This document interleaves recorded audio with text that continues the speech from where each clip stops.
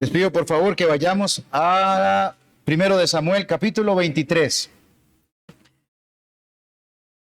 Primero de Samuel, capítulo 23.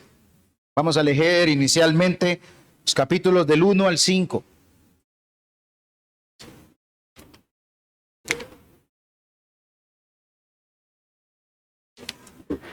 Y después, como acostumbro hacer, vamos a ir viendo los demás versos. Amén, ¿lo tienen? Ok. Dice así, esa es la palabra del Señor y dice, dieron aviso a David diciendo, he aquí que los filisteos combaten a Keila y roban las eras. Y David consultó a Jehová diciendo, ¿iré a atacar a estos filisteos? Y Jehová respondió a David, ve, ataca a los filisteos y libra a Keila. Pero los que estaban con David le dijeron, he aquí que nosotros aquí en Judá estamos con miedo. ¿Cuánto más si fuéramos a Keila contra el ejército de los filisteos? Entonces David volvió a consultar a Jehová y Jehová le respondió y dijo, levántate, desciende a Keila, pues yo entregaré en tus manos a los filisteos. Fue pues David con sus hombres a Keila y peleó contra los filisteos. Se llevó sus ganados y les causó gran derrota y libró David a los de Keila. Apenas nosotros comenzamos a leer este capítulo 23 de Primero de Samuel, yo no he sido, de verdad, francamente, mis hermanos, no he sido demasiado enfático en los contrastes que hay entre Saúl y David, contrastes que ciertamente están ahí y que quizás ya más de uno los ha ido notando poco a poco en lo que nosotros vamos avanzando del estudio de este libro de Primero de Samuel. Pero acá nosotros vamos a ir viendo otros contrastes. Comenzamos a ver más contrastes entre Saúl y David, el ungido de Dios. ¿Qué fue lo que nosotros vimos la semana pasada para meternos un poquito? Una mortandad de Nob, ¿verdad? Hecha por Saúl. ¿Y qué acabamos de leer ahora? David salvando a una ciudad de los filisteos. Un Saúl haciendo daño al mismo pueblo de Israel y ahora un David cuidando, como siempre lo hacía él, de el pueblo del Señor. Y a medida que avanzamos en este pasaje, nosotros nos vamos a ir encontrando con varios contrastes. Pero hay uno que resalta especialmente, ¿verdad? Por un lado, nosotros vamos a ver a un David buscando dirección divina, ya leímos un poquito acá, dejando atrás ya la confianza que él tal vez puso en sus estrategias, como vimos domingos atrás. Y por otro lado, nosotros vamos a ver a un Saúl actuando, como ya lo hemos visto antes, sin tomar en cuenta al Señor, confiando en lo que le llegan a decir los demás, guiado únicamente por su perverso y malvado deseo de matar a David. Tremendos contrastes. Un David que consulta al Señor, pero ya un Saúl, mis hermanos, que de por sí no está el Espíritu del Señor con él. ¿Qué puede hacer? Solamente confiar en lo que le vienen a decir. Entonces, este contraste a nosotros nos recuerda una verdad profunda. Nuestro corazón, cuando no está sometido al Señor, sometido a su palabra, como vemos que ya David ha comenzado, mis hermanos, a hacerlo, puede llegar a ser engañoso, traicionero, peligroso. Ya lo es de por sí. Por eso, nuestra única fuente segura de ayuda y guía tiene y es el Señor, y nos ha dejado su palabra para eso. Él es, mis hermanos, el quien nos sostiene, quien nos orienta, quien nos guía, y también que pone en nuestro camino hermanos en la fe, personas sabias y llenas de conocimiento espiritual. Y cuando digo conocimiento espiritual, llenos del conocimiento de Dios. ¿Para qué? Para que nos acompañen en este duro peregrinar y nos aconsejen conforme a la voluntad de Dios que Él nos ha dejado en las Sagradas Escrituras, para que nos ayuden a andar en las dificultades que nosotros vivimos siempre. Después de todo, según Dios, mis hermanos, según Dios y su palabra, nosotros no estamos solos. No estamos solos, somos parte de un cuerpo. Como iglesia somos parte de un cuerpo, y en ese cuerpo hay miembros que nos edifican, o así debería ser, ¿verdad? Miembros que nos estamos edificando continuamente, que nos corrigen, que nos animan. ¿Recordándonos qué? Recordándonos su palabra, las promesas que Dios nos ha dejado. Dice el Salmo 54, del 3 al 4. Este es David hablando un poco cuando aquellos hombres llegaron, y ya lo vamos a ver un poco, llegaron a acusarlo con Saúl. Dice, ¿por qué? Porque extraños se han levantado contra mí y hombres violentos buscan mi vida. No han puesto a Dios delante de sí. He aquí, Dios es el que me ayuda. El Señor está con los que sostienen mi vida. Entonces, entremos, mis hermanos, a ver los primeros 6 versos. Primer punto es, David salva a Keila. Y veamos, mis hermanos, cómo David ahora se comporta diferente, yendo antes al Señor, consultando al Señor para cada cosa que va a hacer. Versos del 1 al 6 dicen así: dieron aviso a David diciendo, he aquí que los filisteos combaten a Keila y roban las eras. Y David consultó a Jehová diciendo, ¿iré a atacar a los filisteos? Y Jehová respondió a David, ve, ataca a los filisteos y libra a Keila. Pero los que estaban con David le dijeron, he aquí que nosotros aquí en Judá estamos con miedo. ¿Cuánto más si fuéramos a Keila contra el ejército de los filisteos? Entonces David volvió a consultar a Jehová, y Jehová le respondió y dijo, levántate, desciende a Keila, pues yo entregaré en tus manos a los filisteos. Fue pues David con sus hombres a Keila y peleó contra los filisteos y se llevó sus ganados y les causó una gran derrota. Y libró David a los de Keila. Y esta es una nota. Y aconteció que cuando Abiatar, hijo de Ahimelech, huyó siguiendo a David a Keila, descendió con el efod en su mano. Keila, mis hermanos, es una ciudad de Judá, de donde pertenece David, de Israel. Se dice que era una ciudad amurallada, fortificada, y no estaba muy lejos de la tierra de los filisteos, del territorio filisteo. Así que esta tierrita o este pueblo Keila era vulnerable a las redadas o ataques continuos de estos punzantes enemigos de Israel que les robaban sus eras, les robaban su comida, les robaban su grano, ¿verdad? Los dejaban con hambre. David es avisado que los filisteos están atacando Keila, que les están robando su comida, que los están dejando sin su alimento. Y hermanos, noten algo. David, antes de actuar, y lo digo así, como un rey, porque ¿qué era lo que hacía un rey? También salir a proteger al pueblo. Antes de actuar como un rey que defiende, actúa como un hombre débil que confía en Dios y que necesita su guía para lo que tiene que ir a hacer. Así que David, mis hermanos, ustedes lo comienzan a ver acá, reafirmando su confianza en el Señor. ¿Cómo? Consultándole al Señor. Como nosotros leímos en esta parte aquí, 2 veces consulta. Y es que, hermanos, miren, no es cualquier cosa salir a la guerra con solamente 600 hombres ante un ejército tan poderoso como lo son los filisteos y que parece que los destruyen y como que se hacen cada vez más porque salen y salen y salen y salen y con 600 hombres que probablemente ni preparados estaban para pelear en una guerra. Entonces, David, mis hermanos, consciente de que en su humanidad, de que él es débil, que él no va a poder contra todos esos filisteos, se acerca sabiamente a pedir dirección. Antes con Saúl, alguien puede decir, pero ¿y cómo antes con Saúl se salía? Bueno, porque tenía un montón de hombres, pero siempre estaba el Señor con él. Esa era lo que decía, Jehová estaba con él. Por eso era que Saúl tenía tanto miedo de David. Y todo lo que hacía era exitoso. Ahora, son 600 hombres. Esto pone una situación a David definitivamente a tener que confiar en el Señor.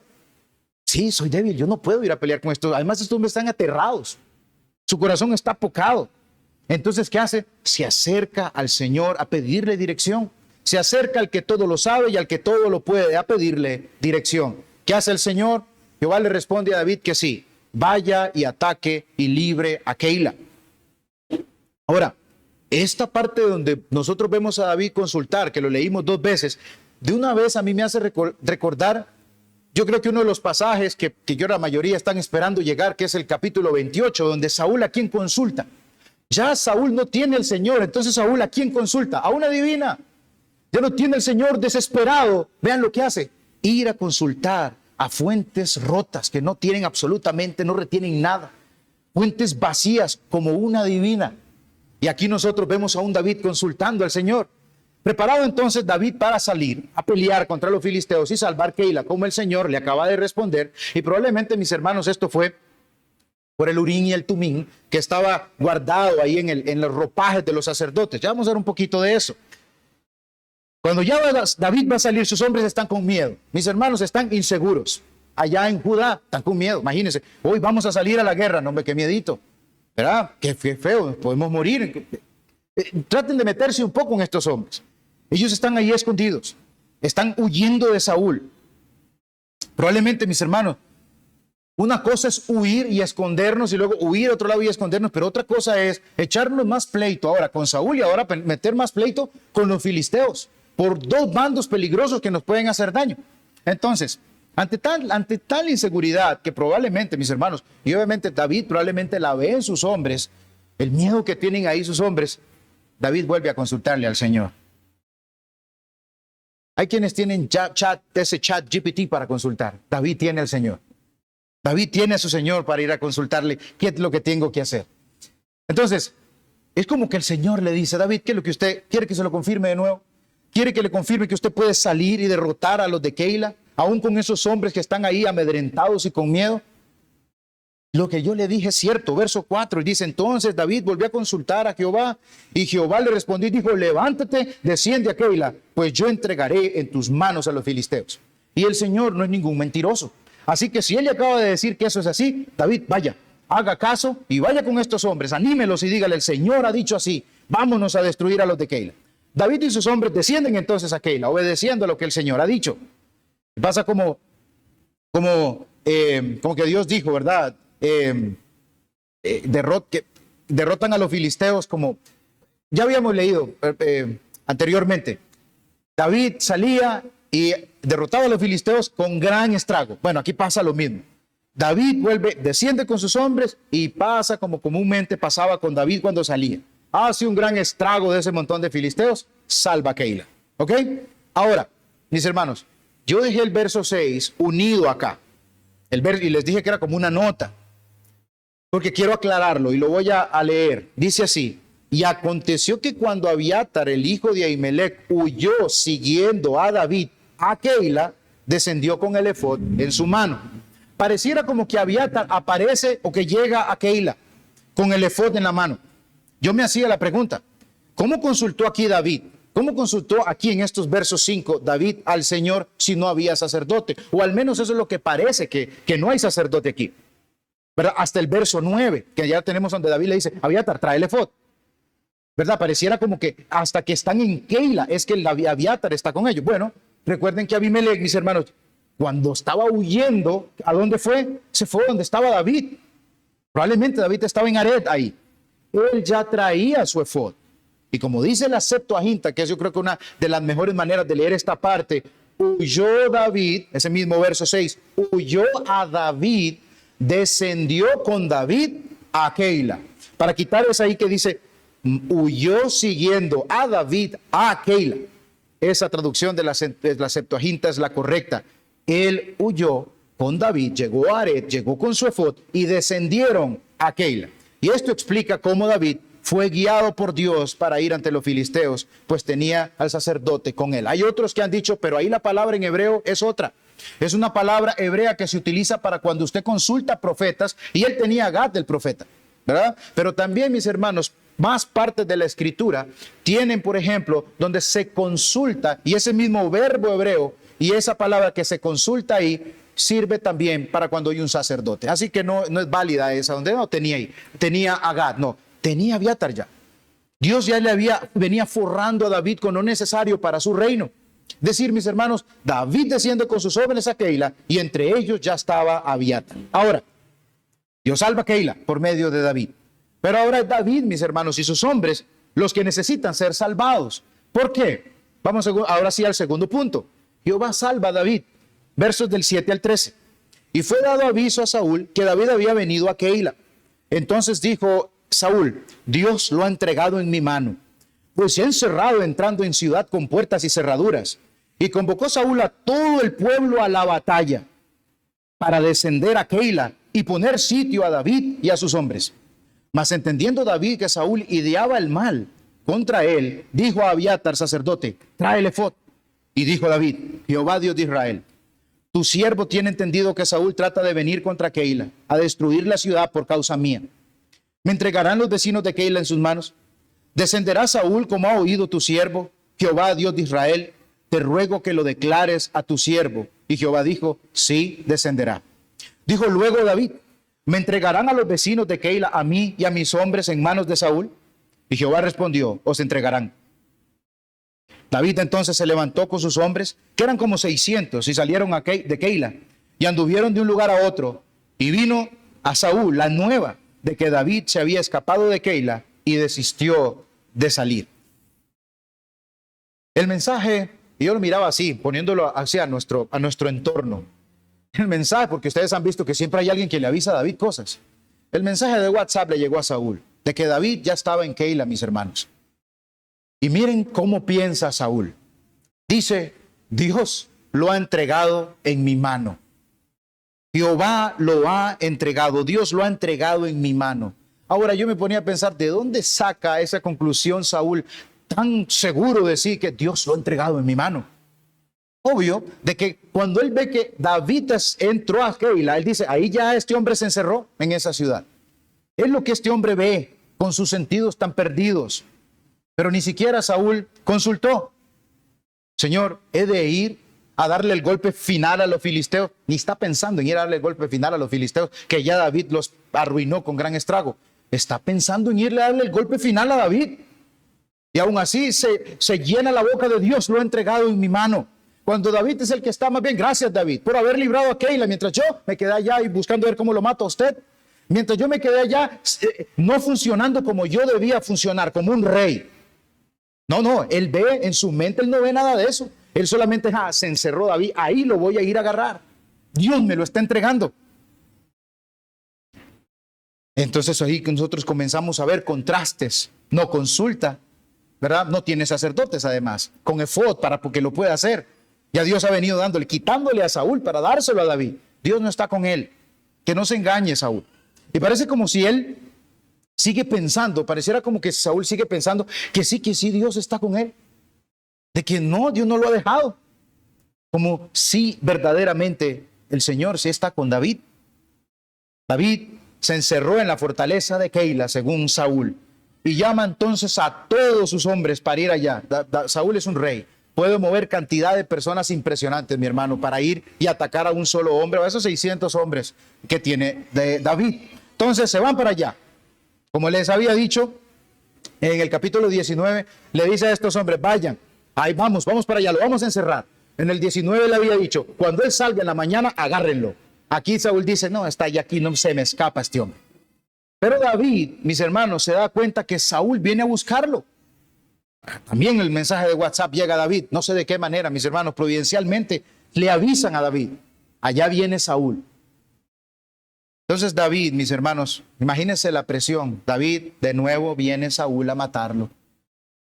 Yo no puedo imaginar ese nervio cuando uno le da algo aquí, mis hermanos, no sé, cuando uno tiene un miedo de algo, de oír algo que uno no quiere oír y le llega un nervio aquí en el estómago y uno se preocupa tanto.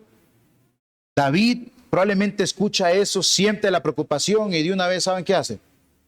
Abiatar, tráigame el efod. ¿Saben para qué? Para consultarle de nuevo a su Señor. David ya no es un hombre, mis hermanos, que está confiando en él. No voy a ver cómo me salgo de esta. Voy a colocar 200 aquí, 200 acá y 200 voy a poner para que Saúl los mate. Cuando lo esté matando yo les caigo. No, tráigame el efod. Yo necesito consultar a mi Señor. Esta situación es tan difícil que yo necesito ir a mi Señor. Tengo que consultarle a mi rey. Hermano, la confianza de David, usted la ve aquí, usted lee esto y usted ve cómo va más en aumento. Acaba de ver su mano, la mano de Dios, librar a los de Keila. Sería tonto que David dijera, no, me la voy a jugar con los 600. No, lo correcto es que diga, yo ya he visto, Señor, tus bondades constantes que vierten y vierten a raudales sobre mi vida. Ahora Saúl viene a matarme, voy a consultar a mi Señor. ¿Qué es lo que tengo que hacer? 2 veces vemos a David consultando en esta parte. Ya no confía en él. Está dejando eso atrás. Ahora sabe mejor. Mis hermanos, ¿a quién él puede acudir en el momento de la angustia, en el momento de la tristeza? Tiene a su alcance la mejor arma, la mejor guía, la mejor dirección. La dirección más segura. Ante cada paso que él vaya a dar o cada decisión que él vaya a tomar, él sabe a dónde tiene que ir. David sabe, hermanos, que por su pecado, ¿qué es lo que le había pasado a los sacerdotes de Nob? Los habían matado. Y él vuelve a decir acá, él vuelve a mencionarlo acá, pero he leído también que hay personas que dicen, no, aquí no debemos culpar a David de la muerte de los de Nob. Ciertamente, de una manera directa o indirectamente por su pecado, mataron a los de Nob. Y además porque había una profecía para ello. Pero ahora David aquí, Saúl viene para acá. Y David está preocupado porque no le hagan daño a Keila. ¿Ves qué corazón el de David? Probablemente, mis hermanos, sí se preocupa por él, pero no quiero que me le hagan daño a gente inocente aquí en Keila. Puede que este hombre venga y haga lo mismo. Solo que esta vez, mis hermanos, David tiene una tranquilidad. si le viene a hacer daño, no es por su pecado. No es por su pecado como fue la otra vez. Entonces, mis hermanos, David lo que hace es consultar al Señor. Leyendo esto, yo me ponía a pensar, quizás los de Keila, mis hermanos, se dieron cuenta lo que hizo Saúl allá en Nob, que, ¿verdad? Que por causa de David los mataron. Si no, ¿por qué David le haría esta pregunta al Señor? Les leo el verso 11. ¿Me entregarán los vecinos de Keila en sus manos? ¿Descenderá Saúl como ha oído tu siervo? Jehová, Dios de Israel, te ruego que lo declares a tu siervo. Y Jehová dijo, sí, descenderá. Sí, lo iban a entregar también. Pero, ¿por qué hace esta pregunta? Pues probablemente los de Keila, mis hermanos, sabían que sí, este hombre por culpa de David, sí nos salvó, gracias David, o probablemente ni gracias le dieron. Si viene Saúl a buscarte, nos va a matar. Aquí las gracias quedan en otro lado. Más bien usted nos está metiendo en problemas, David. Una cosa es que nos roben las eras y nos dejen sin comida y muramos de hambre, y otra que nos vengan a matar, como mataron a los de Nob. Entonces David, mis hermanos, como vamos a ver, él mejor se va para evitar que haya derramamiento de sangre, cuidando a estas personas. A estas dos preguntas de David recibe una respuesta afirmativa de parte del Señor. Sí, Saúl viene y sí, David, te van a traicionar los de Keila. En gratitud al 100%, te van a traicionar. Así que David se va con sus hombres. Y como les dije, mis hermanos, para andar de un lugar a otro, quizá, mis hermanos, para evitar un conflicto directamente con Saúl, o como les dije, para evitar ese derramamiento de sangre inocente. Y lo que leemos constantemente, ahora le avisan a Saúl que David se fue de Keila, y entonces Saúl desiste de perseguir a David. Una vez más, eso es providencia del Señor. Yo venía a ver esto así. El que rescató a Israel de Goliat ahora está siendo perseguido por el rey de Israel. El que libró a Keila de los filisteos, expuesto, mis hermanos, ahora a ser entregado en manos de Saúl por esos mismos de Keila. Como que David tiene todo en contra. De ahí a un hermano que se llama James Hamilton Jr., hablando en inglés, tiene un nombre donde dice David subiendo al reino, que David definitivamente tiene que pasar por estos momentos de tristeza, de quebranto, de dolor, de angustia, porque Dios está formando, Dios quiere y está formando un hombre que dependa completamente de Él. Eso es lo que Dios quiere. Un hombre que para cada momento llegue donde Él, que para cada situación se humille delante de Él. Esto es lo que están formando en David. Que probablemente, mis hermanos, y así tiene que ser con nosotros en nuestra vida. Que Dios esté formando en nosotros hombres que dependan completamente, absolutamente de Él. Entonces, mis hermanos, uno nota aquí que David tiene todo en contra. Un gran parecido nota usted en el Señor Jesucristo también. Muy poquitos lo andan siguiendo. Él sanó enfermos, resucitó muertos, expulsó demonios. Y al final, ¿qué recibió? Mátenlo, crucifíquenlo. Y unos cuantos lo seguían. Vuelvo a citar a James Hamilton y dice, este es un profesor de teología bíblica, y dice, así como la ciudad que David liberó, Keila, estuvo dispuesta a entregarlo a Saúl, también las multitudes que Jesús liberó de demonios, de enfermedades y muerte, estuvieron dispuestas a entregarlo a Roma. Y así como los hombres de David estuvieron listos para apedrearlo, lo vamos a ver más adelante, por una decisión de David, estaban listos para apedrearlo, Judas estuvo dispuesto a traicionar a Jesús. Ustedes lo pueden leer en Mateo 26, del 14 al 16.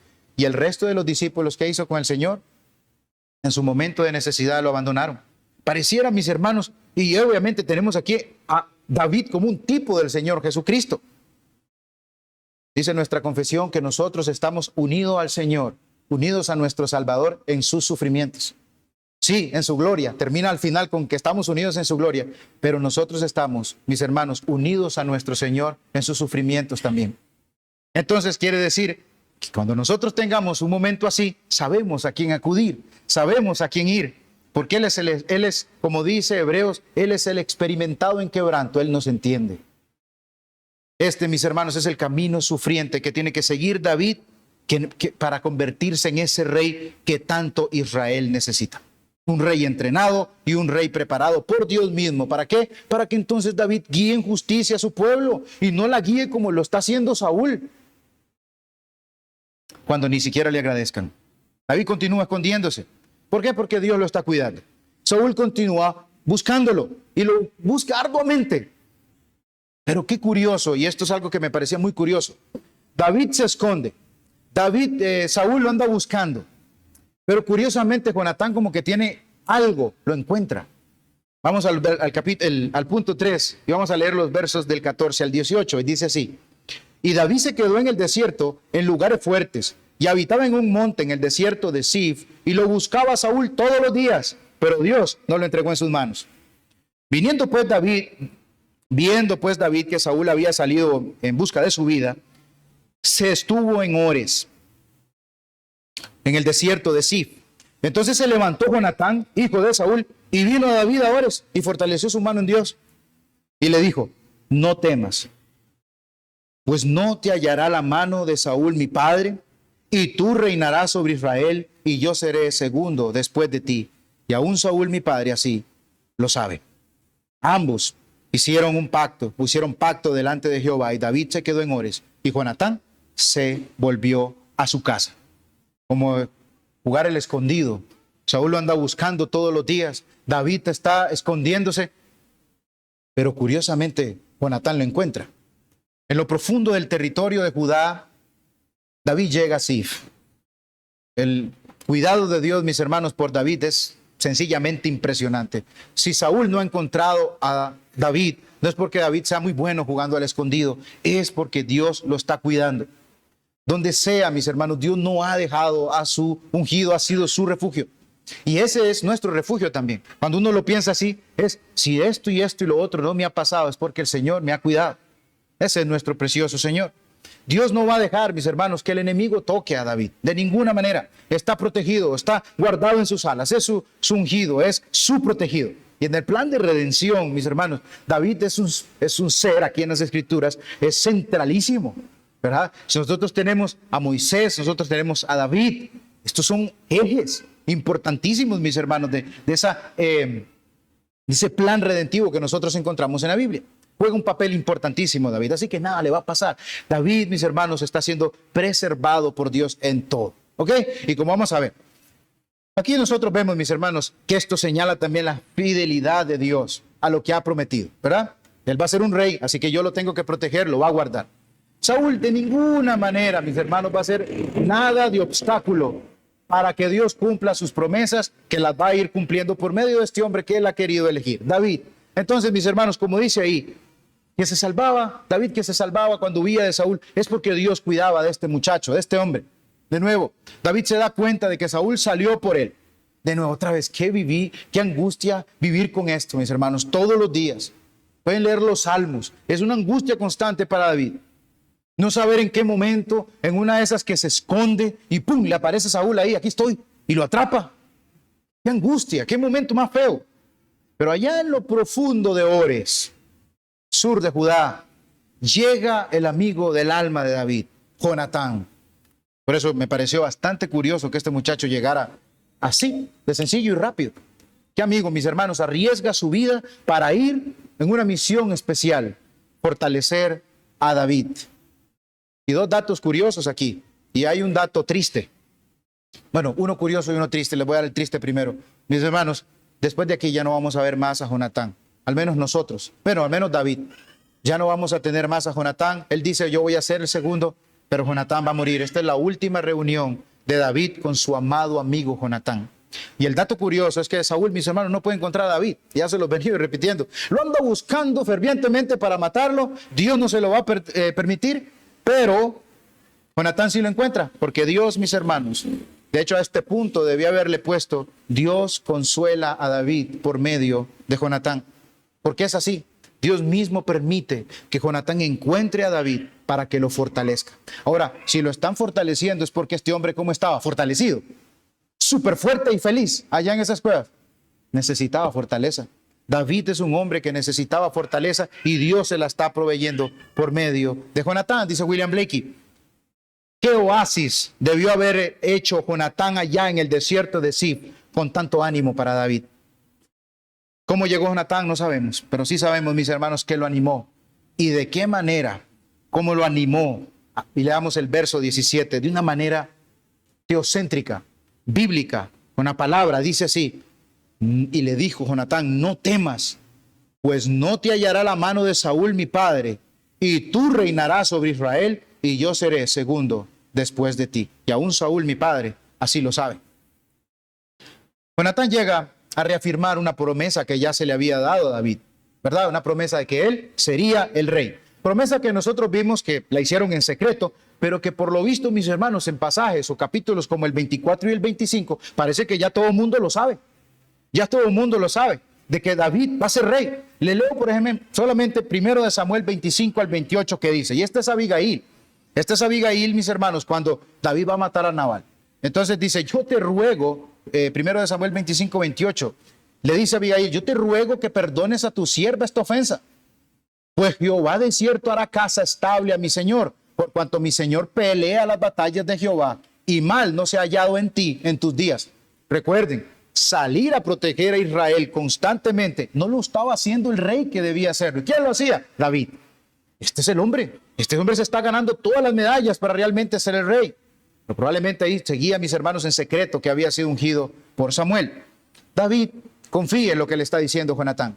Confíe a lo que el Señor ha dicho. Él no miente. Y así como Él ha dicho, es como Dios va a hacer.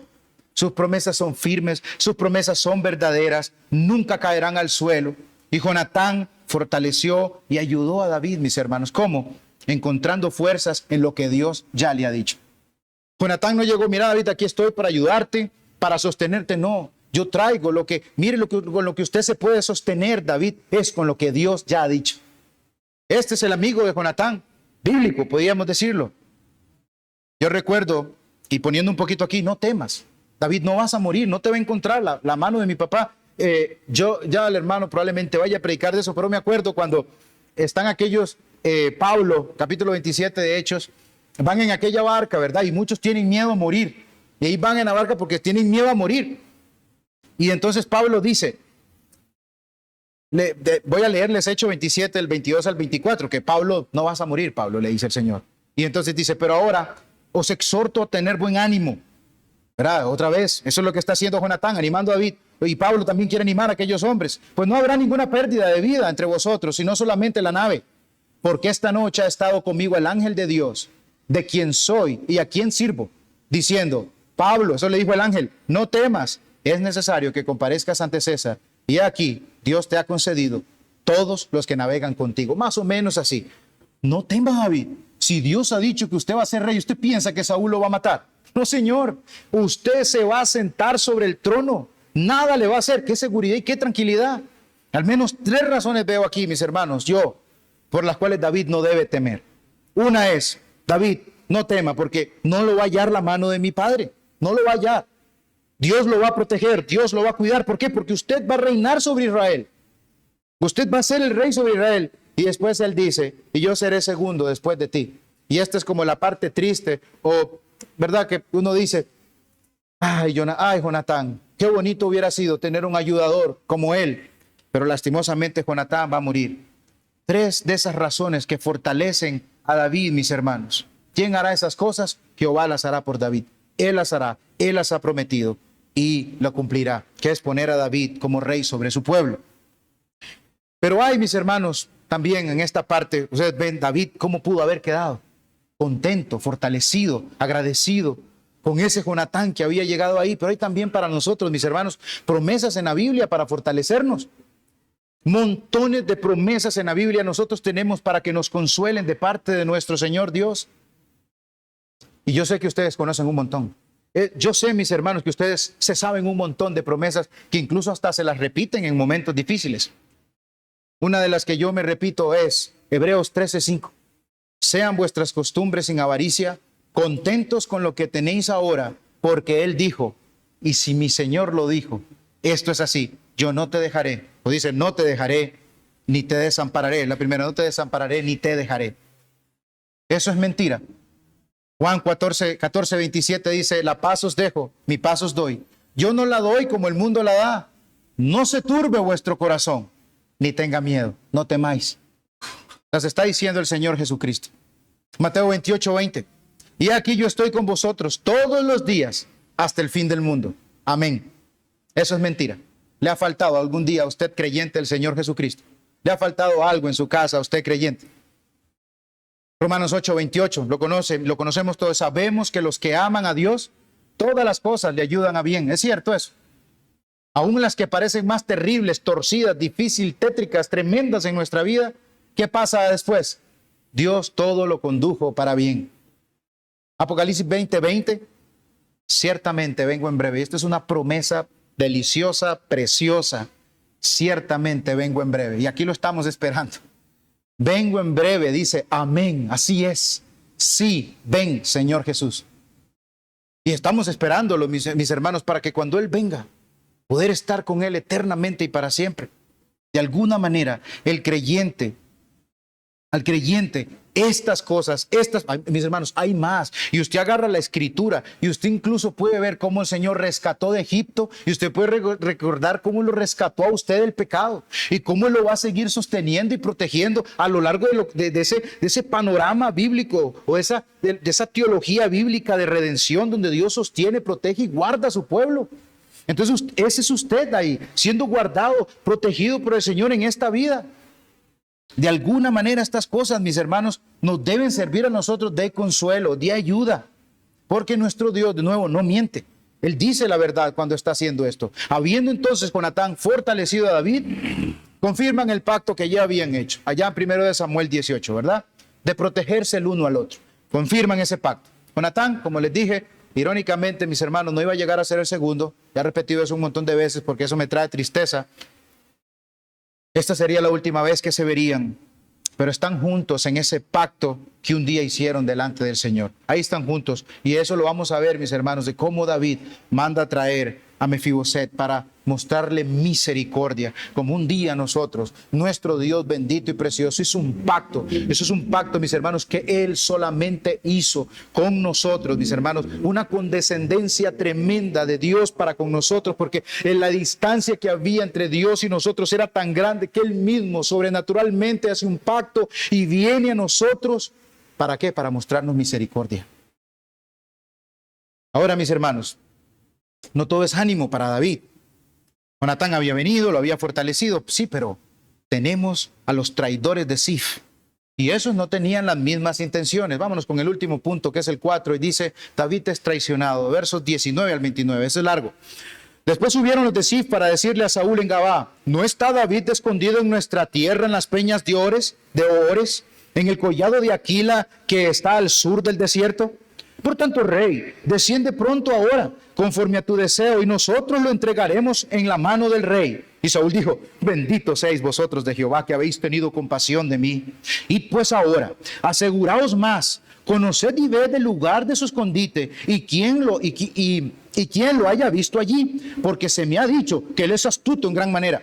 Observad pues e informaos de todos los escondrijos donde se oculta, y volved a mí con información segura. Y yo iré con vosotros, y si él estuviera en la tierra, yo le buscaré entre todos los millares de Judá. Ellos se levantaron y se fueron a Zif delante de Saúl, pero David y su gente, están los peros que decía el hermano, pero David y su gente estaban en el desierto de Maón, en el Arabá, al sur del desierto. Y se fue Saúl con su gente a buscarlo, pero fue dado aviso a David y descendió a la peña y se quedó en el desierto de Maón. Cuando Saúl oyó esto, siguió a David al desierto de Maón. Y Saúl iba por un lado del monte, y David con sus hombres por el otro lado del monte, y se daba prisa David para escapar de Saúl, mas Saúl y sus hombres habían encerrado a David y a su gente para capturarlos. Entonces ahí hay un pero, vino un mensajero a Saúl diciendo, ven luego, porque los filisteos han hecho una irrupción en el país. Volvió por tanto Saúl de perseguir a David y partió contra los filisteos.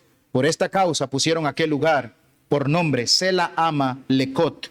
Entonces David subió de allí y habitó en los lugares fuertes de Engadi. Después de ver a un amigo dispuesto a todo con el fin de fortalecer a David, aquí tenemos a los traidores de Zif, de la misma tierra de Judá, de donde es David, dispuestos a todo, para ganar tal vez fama o no sé, delante del rey. Yéndose a Saúl hasta Gabá para decirle que David está escondido en las peñas o en las cuevas de Ores, allá en la meseta de un lugar llamado Aquila en el desierto. Mis hermanos, le dieron una dirección detallada a Saúl de dónde estaba David. Mejor de la dirección que una dirección que usted y yo podamos dar aquí en Costa Rica. Puntual fueron estos hombres de dónde estaba. Según ellos, sirviendo a la justicia y sirviéndole a la verdad. ¿Verdad? Que están haciendo lo correcto. Pero yo en realidad, mis hermanos, cuando esta gente se junta en pos de esa serpiente malvada Saúl, lo que están haciendo es juntarse a la causa de Satanás. ¿Por qué? Porque se están oponiendo al Señor. ¿Cómo? Al oponerse a su ungido. Así de sencillo. Así de sencillo. Le piden a Saúl que descienda lo más pronto posible, conforme a su deseo. Miren que hasta ellos sabían cuál era el deseo de Saúl. ¿Cuál era el deseo de Saúl, mis hermanos? Si ustedes lo saben, ahí lo pueden decir. Matar a David. Y los de Zif le dicen, ¿eso es lo que usted quiere? Bandeja de plata. Nosotros se lo entregamos. Eso es lo que quiere el rey. Nosotros sabemos que usted está deseando matar a David. Está en Judá. Nosotros lo tenemos. A mí se me recuerda mucho a Judas. Al parecer, mis hermanos, ya no solo es Doeg el que está con Saúl. Y mire quiénes son los que se le juntan a Saúl.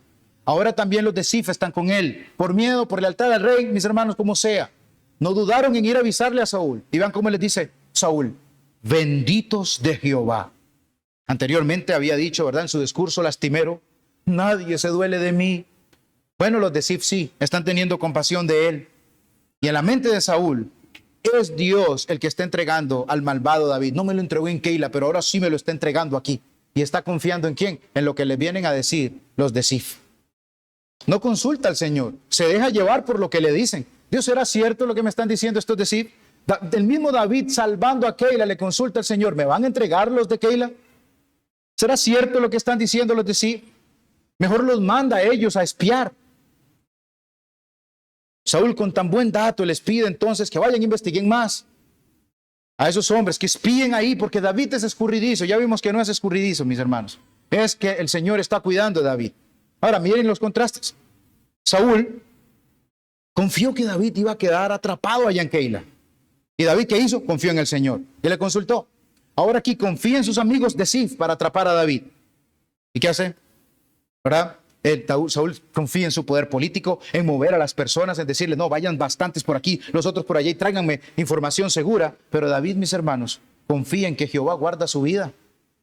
No era la astucia, como ya les dije, no era lo gato que era David jugando a lo escondido que hacía que él escapara. Era la mano preciosa del Señor que hacía que lo librara y lo protegía de ese enemigo férreo que tenía David. Leamos por favor el Salmo 54 para que veamos, mis hermanos, el carácter que se está formando en David, que corresponde, mis hermanos, cuando estos hombres llegaron a acusarlo ante Saúl. Vamos al Salmo 54, por favor. Salmo 54. Dice así, es chiquitico. Al músico principal en Neguinot, masquil de David, cuando vinieron los ifeos y dijeron a Saúl: ¿no está David escondido en nuestra tierra? Oigan lo que dice David: oh Dios, sálvame por tu nombre y con tu poder defiéndeme.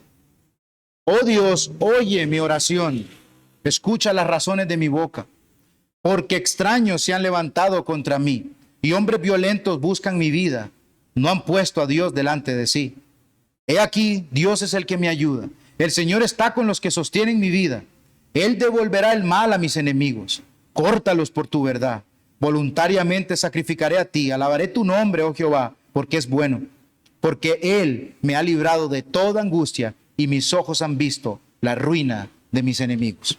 David no confía en su audacia, confía en el poder de su Señor, confía en el Señor, confía en Él nada más. A Él le clama. Enemigos se han levantado, Señor, como Saúl, Doeg, los ifeos, pero Él confía en el Señor. Mis hermanos, la vida cristiana no es un caminito plano, fácil de vivirla. Siempre me voy, mis hermanos, a aquellos tiempos donde confesar con la boca que Jesucristo es el Señor le volaban la cabeza. Entonces, en aquellos tiempos era difícil llegar y decir: no, que facilito, voy a ser creyente aquí, voy a hacerme pasar por creyente. No, le vuelan la cabeza, papá. O es sí o no. Pero ahora en estos tiempos, mis hermanos, puede que sea así, fácil de entrar. Con Constantino, ¿qué pasó? Pusieron un montón de iglesias y entraban muchos diciendo somos creyentes, que ahora ya lo permiten. Entonces, pues, somos creyentes, pongamos velitas y querían dañar la adoración al Señor. Pero, mis hermanos, nuestra vida como cristianos, creyentes que hemos sido salvos por la gracia del Señor, es difícil. No es un camino plano. Vamos a encontrar cosas en nuestra vida. El enemigo es cruel y no descansa. No duerme, no se duerme en los laureles como muchas veces nos dormimos nosotros. Los puritanos admiraban algo de Satanás. ¿Ustedes saben qué? Que no dormía.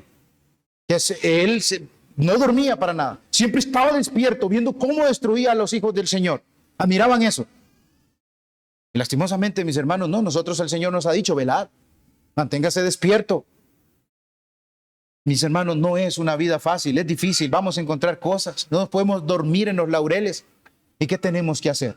Al saber que vienen enemigos que nos quieren destruir, matar, férreos y feroces, ¿qué es lo que tenemos que nosotros hacer? Confiar en el poder de nuestro Señor, refugiarnos ahí, en esa torre fuerte, para que Él nos ayude, que Él nos oiga cuando le clamamos. Y si Dios está con nosotros, mis hermanos, ¿quién contra nosotros? ¿Quién puede dañarnos? Yo creo que conocemos todos esto, Romanos 8, 35 al 39. ¿Quién nos separará del amor de Dios? La tribulación, la angustia, la persecución, el hambre, la desnudez, el peligro, la espada. Eso nos va a separar del amor de Dios. Como está escrito, dice Pablo, por causa de ti somos muertos todo el tiempo. Somos contados como ovejas de matadero. Antes en todas estas cosas como somos más que vencedores por medio de aquel que nos amó. Por lo cual dice, yo estoy seguro de que ni la muerte, ni la vida, ni los ángeles, ni principados, ni potestades, ni lo presente, ni lo porvenir, ni lo alto, ni lo profundo, ni ninguna cosa creada nos podrá separar del amor de Dios que es en Cristo Jesús, Señor nuestro. La vida cristiana, mis hermanos, se vuelve una vida de victoria solo cuando usted cae de rodillas ante su Señor. Solo usted se vuelve victorioso cuando, mis hermanos, Dios aplica lo que Él hizo en la cruz a usted. De lo contrario, no se engañe. He aquí, Dios es el que me ayuda, dice el Salmo también. El Señor está con los que sostienen mi vida, dice David. Él reconoce quién es el único que le ayuda. Hermanos, ahora pregunta, ¿esto es mentira? Esto que dice el apóstol Pablo aquí y lo que dijo David en el Salmo, ¿eso es mentira? ¿Que Dios no es nuestra ayuda? No, porque Dios nunca me ayuda, mire cómo ayuda a los demás. Yo vi como el Salmo 73, a veces vamos resbalados, casi que deseando lo que tienen los impíos. Pero a mí Dios, yo no sé por qué me tiene así. Esto, mis hermanos, no es mentira, esto es verdad. Y está en la palabra verdadera de Dios. Y aquí es donde el no temas. Aquí es donde el no temas que nosotros acabamos de leer y que hemos leído, toma más sentido en la vida de un creyente. Cuando esas promesas yo las hago mías. El no temas queda de otro lado, mis hermanos. Toma sentido cuando contemplamos el carácter del Señor, sus promesas, y nosotros nos acomodamos a ese carácter del Señor y confiamos plenamente en sus promesas. Si no sabemos las promesas, creo que debemos comenzar a estudiar esas promesas que el Señor ha dado. Son grandes, dice el himno, son fieles las promesas que Jesús ha dado. En ellas para siempre confiaré.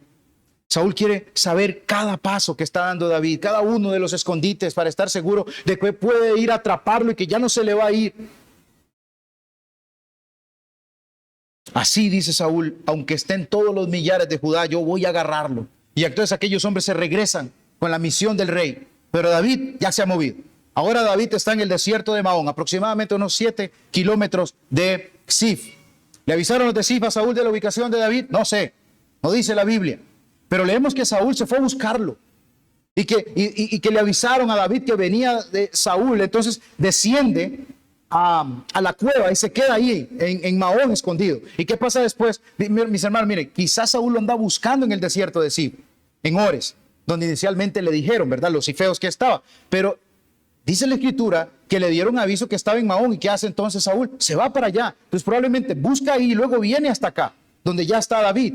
Y aquí, mis hermanos, ocurre algo increíble. Dios de nuevo salva a David. Ahora quiero leer de los versos 26 al 29, porque lo que ocurre es providencial. Y una de las cosas que nosotros vemos en el libro de Samuel, mis hermanos, es la providencia de Dios en la vida de este muchacho, David. Providencia aquí está por montones. Dice el 26, y Saúl iba por un lado del monte, y David con sus hombres por el otro lado del monte. Y se daba prisa David para escapar de Saúl, mas Saúl y sus hombres habían encerrado a David y a su gente para capturarlos. Entonces vino un mensajero a Saúl diciendo: ven luego, porque los filisteos han hecho irrupción en el país. Volvió por tanto Saúl de perseguir a David y partió contra los filisteos. Por esa causa pusieron aquel lugar por nombre Sela Amalecot. Entonces David subió de allí y habitó en los lugares fuertes de Engadi. Un hermano decía: esto es como una película. Van persiguiendo a David, lo van a agarrar, y usted dice: que no lo agarren, ¿qué va a pasar? Y ahora sí, ya, David, te van a agarrar. Pero, y esos son los peros de la Biblia ahí, maravillosos. Pero aparece alguien y le dice, un mensajero le dice a Saúl: mira, Saúl, irrumpieron o están atacando otra vez los mismos filisteos. De hecho, dicen los hermanos: mira qué curioso, cómo Dios ahora está utilizando a los filisteos para salvar a David, ¿verdad? Es bonito notar ese tipo de cosas. Yo no lo había notado, fue un hermano el que lo nota, y lo traigo a ustedes para que vean qué curioso es. Ambos, mis hermanos, están en el mismo lugar, David y Saúl. Solo que uno por un lado de la colina, el otro por el otro. Entonces ya están acorralando a David. Saúl corría, mis hermanos, David corría a toda prisa porque ya Saúl lo va a agarrar. Y bueno, aparece este hombre diciéndole: no, hombre, Saúl, descienda, porque están atacando la ciudad, están atacando el país. Y como rey, él tenía que ir a defenderlo. Ahora, mire, pare de estar persiguiendo tanto a David, ya está muy obsesionado, vaya y defienda a Israel. Pero mis hermanos, aquí nosotros lo que vemos es Dios dirigiendo todo de una manera providencial y protegiendo a su ungido. Nadie le va a hacer daño a David, mis hermanos. Dios ha prometido algo y Dios lo va a cumplir con él. Ahora, esto tampoco verse, Dios tiene un propósito grande para tu vida. Y salen con esa voz que ponen, mis hermanos, ustedes han visto. Y ponen una voz y la persona hasta que comienza a ser así: ¿y cuál es mi propósito? Entonces ese propósito terrenal, Dios tiene grandes cosas y serás evangelista a las naciones. Y aquella persona lo recibe. Mi hermano, el propósito que tenía el Señor con David es sentarlo como un rey para guiar a su pueblo en justicia, para nosotros esperar de David ese paralelismo o ese tipo de esperar un rey como el bendito Señor Jesucristo, que subyugue nuestras vidas y nosotros vivamos para Él. Y vivir para Él es vivir para su gloria, vivir para mansiones eternas, no para propósitos en esta vida que perecen. Y eso lo quería mencionar, mis hermanos, porque muchos toman de aquí: miren el propósito de vida para David. Pero es que el propósito de vida para David está siendo dirigida en ese camino redentor para un pueblo. Saúl lo vemos ahora como el rey haciendo su trabajo. Tiene que regresar a defender al pueblo de los filisteos. Y entonces deja de seguir a David. Tan impresionante fue esto, mis hermanos, que hasta el lugar le pusieron, ¿verdad? Sela Amalecot, que era como el lugar de la división. David de nuevo huye a los lugares fuertes, a unas cuevas de Engadi, que curiosamente, según estaba leyendo, este lugar estaba lleno de cuevas, ¿verdad? Donde se podían esconder al sur de Judá. Y de allí, curiosamente, donde las guerrillas judías fue donde se refugiaron allá en el año 73-74, allá en Masada, donde, ¿verdad? Estas guerrillas o estos sicari se habían buscado refugiar cuando los romanos los andaban buscando para matarlo. Entonces, obviamente, mis hermanos, el refugio de David no fueron esas cuevas. Yo sigo viendo la mano poderosa del Señor protegiendo a David continuamente. Nunca lo dejó. 2 veces David pidió dirección al Señor en medio de la angustia y Dios le faltó. No le faltó. De ninguna manera el Señor le faltó. Igual para nosotros. Nosotros, mis hermanos, para ya terminar, necesitamos la dirección divina de Dios en nuestras vidas. Ahora yo quiero hacer unas preguntas. Mis hermanos, ¿es la palabra de Dios a lo que usted acude en momentos de dificultad? O sea, usted ha encontrado, mis hermanos, en un momento de angustia terrible, fea, venir y sentarse, leer la Biblia y encontrar un consuelo en ella, en un momento así. Ahora, la Biblia también, mis hermanos, nos puede ayudar en otras cosas para elegir. Pero nos estamos cargando nosotros de la Biblia, nos estamos llenando un montón de la palabra del Señor para que entonces sepamos qué direcciones tomar basadas en la Escritura. Para tomar decisiones que cuando son difíciles las tomemos basadas en la palabra del Señor. O sea, que le consultemos al Señor. Señor, ¿qué debo hacer acá? ¿Qué debo hacer con esto? Creo que la mayoría hemos estado aquí en momentos difíciles, como, ¿qué hago, Señor? ¿Y qué debo hacer yo aquí en esto? ¿Qué me dice su palabra? ¿O qué puedo hacer? ¿A qué iglesia debo ir? ¿Cómo debo andar en mi vida diaria? Dios, ¿cómo dirijo este matrimonio? ¿Cómo guío a mis niños chiquititos o grandes? ¿Cómo hago con mis hijos grandes en su rebeldía? ¿Qué debo decirles? A los niños chiquititos, ¿cómo debo disciplinarlos? Hay incógnitas así. Ahora, la cosa es, hay incógnitas, pero ¿hay palabra de Dios en su vida para que le responda a estas cosas? ¿Es la palabra de Dios nuestra guía? Nuestra única regla de fe y práctica, dice nuestra confesión. Hermanos, David tenía a Abiatar, el sacerdote. Tenía a Gad como la voz de Dios que también lo guiaba. Nosotros hoy tenemos la palabra profética más segura, es la Escritura. Nosotros, mis hermanos, no vamos a estar libres de decisiones difíciles en esta vida. No va a estar libre de situaciones, ni usted ni yo, donde vamos a sentir inseguridad también. ¿Y qué es lo que vamos a hacer? Consultar al Señor. Es seguir ese consejo moral de David, consultar al Señor. Vamos y consultemos al Señor, ver qué nos dice la Biblia, a ver qué es lo que nos está mandando. Y aquí otra pregunta, ¿dejará usted que la Biblia determine lo que usted debe hacer? Esta es otra cosa. Ahora, si la Biblia le está mandando a hacer algo, pero no, yo no quiero eso, ¿va a dejar usted que la Biblia sea la que decida, la que le ayude a guiar su vida? Lámpara, dicen mis hermanos. Hay momentos turbios en la vida donde es oscuridad todo y usted no sabe, usted no ve nada. Lámpara es a mis pies tu palabra y lumbrera a mi camino, dice la palabra del Señor. La palabra de Dios, mis hermanos, tiene que ser nuestra regla de fe y práctica. Eso lo sabemos, eso confesamos. Nuestra fuente donde consultar. Es confiable la palabra del Señor, mis hermanos. Hay su sabiduría, montón de sabiduría de Dios. Y tenemos nosotros esa certeza por el Espíritu Santo de que así es. Porque es el Espíritu Santo, mis hermanos, el que obra internamente en nosotros para decirnos que la Biblia es verdad, que la Biblia es verdadera, que es palabra de Dios. Por eso, dejemos que la palabra de Dios y su Espíritu Santo entonces comiencen a guiar nuestras vidas. ¿Qué voy a estudiar? ¿Qué iglesia debo ir? ¿Qué esposa escoger? Y por otro lado, para terminar, van a haber situaciones en las que Dios nos va a mandar hermanos, sabios en la palabra de Dios que nos ayuden, que nos fortalezcan, ¿cómo? Con la palabra del Señor, que nos guíen, ¿cómo? Con la palabra del Señor, que nos dirijan, ¿cómo? Con la palabra del Señor. Vamos a ser francos, hay hermanos muy sabios, muy llenos de conocimiento de la palabra del Señor, que nos pueden guiar y ayudarnos, mis hermanos. Sí, tienen mucha experiencia también en su vida, que combinado con la palabra del Señor es una gran bendición. Hermanos que saben porque son abogados, hermanos que saben porque son constructores, hermanos que saben porque, mis hermanos, y son de bendición a nosotros y nos pueden ayudar y guiarnos. ¿Para qué? Para que al fin nosotros honremos y glorifiquemos al Señor con la decisión que vayamos a tomar y ellos nos ayudan con esos consejos. Nosotros, como nuestra confesión lo dice, somos la comunidad de los santos. Ahora lo voy a poner aquí a la iglesia. Nosotros somos la iglesia de Dios. Estamos aquí, mis hermanos, para ser edificados los unos a los otros. Nuestra confesión, que se basa en la Escritura, que nuestra regla de fe y práctica, la Biblia, dice que nosotros estamos obligados a edificarnos. Quítese de eso. No, yo no estoy obligado a edificarlo a usted, David. Yo no estoy obligado a usted a edificarlo o a ayudarlo. Quíteselo. ¿Cómo hace para quitarse? Estamos obligados a ayudarnos los unos a los otros. Hay en cada creyente un amigo en el que usted y yo, mis hermanos, podemos confiar e ir a pedirle dirección basada en la palabra del Señor, porque ese hermano nos va a dirigir así. Hay un hermano, en ese hermano hay un amigo que nos puede a nosotros animar diciendo, no tema, mi hermanito.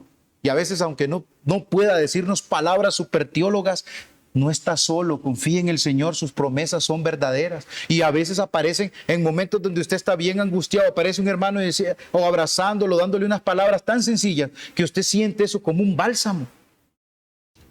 Hay pastores, mis hermanos, en los que ustedes pueden acudir para ser fortalecidos en el poder de Dios, en su palabra. ¿Para qué? Para que usted al final le dé la gloria a Dios. Para que usted elija y tome decisiones basadas en su palabra y le dé la gloria y la honra al Señor. Usted puede ir a un consejero, ya sea su pastor, un hermano muy cercano, ¿verdad? Nos van a aconsejar con ¿qué dice la Biblia? O así dice la Biblia, cualquiera que sea la situación.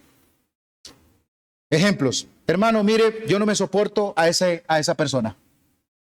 Sí, esa persona, ódiela. No, hasta parece loco que una persona vaya a responder eso. ¿Qué dice la Biblia, hermano? Y entonces, hermano, lo va a guiar a usted basado con la palabra del Señor. Hermano, me quiero ir de la casa y dejar a mi esposa, a mis hijos. Hermano, ¿qué dice la Biblia? ¿Verdad? Son ejemplos, mis hermanos, que usted le puede encontrar montones de huecos. Por ejemplo, personalmente, a nosotros nos dicen, nosotros tenemos un lote, ¿verdad? Un lote en el cual no podemos construir, pero la mayoría de gente ha construido. Entonces solo está nuestro lotecito ahí. No tenemos permiso. Y entonces nos dicen, no, pero construya. No hay ningún problema, construya ahí. ¿Qué dice la Biblia? Hermanos, ya no puedo más, mi hermano. Ya no puedo con esta vida. Estoy angustiado, es terrible, todo me sale mal. Mi hermano, ¿qué dice la Biblia? Y comienza a recordarle promesas. Hermanos, miren, todo, como decía ese himno, lo tenemos en la palabra del Señor. Dios va a usar su palabra, va a usar hombres o mujeres, hermanas sabias también, que, mis hermanos, nos pueden ayudar y nos pueden guiar, que nos pueden edificar en el Señor para que podamos vivir para la gloria y decidir, ¿verdad? Tomar una decisión que es basada en la palabra para que después, porque estos hermanos nos van a nosotros a guiar con la palabra. ¿Sabe para qué? Para que después nosotros no llegamos, mira, Warner me dijo esto, fue culpa de Warner. No, y Warner me va a decir, yo le guié, así dice el Señor. ¿Para qué? Para que yo no tenga que llegar y decir, no, que este hermano me dijo esto. No, me guió con la palabra. Ahora, hermano, ¿se va a dejar usted guiar? ¿Se va a dejar usted guiar por la palabra? ¿Se va a dejar usted guiar por el hermano que con la palabra le guía, le fortalece? ¿Se va a dejar? Porque esa es otra, mis hermanos. A veces nuestro orgullo no nos da. Yo me la voy a jugar, yo sé leer la Biblia, yo sé entender la Biblia. Pero ciertamente, mis hermanos, Dios ha dotado a hombres con mucho conocimiento. ¿Para qué? Para que nos bendigan. Y nuestra confesión, capítulo 27, lo pueden leer. Y vuelvo y repito, basado en la Biblia, cómo Dios, porque esto lo que hace es sintetizar una doctrina que ya está en la Biblia, de cómo los santos nos edificamos, cómo los santos nos ayudamos. Que en Cristo el Señor nosotros no estamos solos, nuestro Dios está con nosotros. Dice Isaías 43, del 2 al 3, cuando pases por las aguas yo estaré contigo, y si por los ríos no te anegarán. Cuando pases por el fuego no te quemarás, ni la llama arderá en ti, porque yo Jehová, Dios tuyo, el Santo de Israel, soy tu Salvador. Y decía este himno al final, al alma que anhele la paz que hay en mí, jamás en sus luchas la habré de dejar. Si todo el infierno la quiere perder, yo nunca, no nunca la puedo olvidar. Mis hermanos, nosotros no estamos solos. Nosotros nos ha dejado el Espíritu Santo y nos ha dejado la Biblia para que nosotros en situaciones difíciles, adversas, vayamos al Señor. Y si es muy oscuro y no entendemos, nos ha dado hombres, una multitud de consejeros, mis hermanos. Nosotros podemos encontrar cómo tomar buenas decisiones y honrar a nuestro Señor.